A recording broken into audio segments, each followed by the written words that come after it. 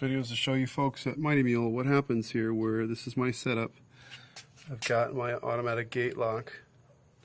Got it wired across to my Mighty Mule, battery, up to the solar panel. And the problem that I've had repeatedly on this gate is it binds with that pin. So the last few times I've tried to open this, right here, that particular time it barely got started. If I close it, I'll keep shooting the video because one of these times it's not going to be able to close. I've got it pressured against the post so that there's no positive pressure on the pin. Right there, just locked up on the pin. And it can't open. Now it shuts. Try to open again. See, now it's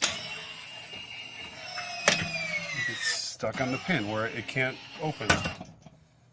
So it's a design flaw that you guys have in your system here, to where this floating pin gets locked in there and the gate can't open.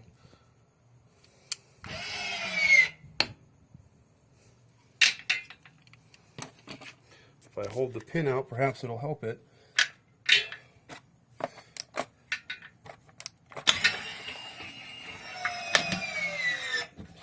And it can't get itself open.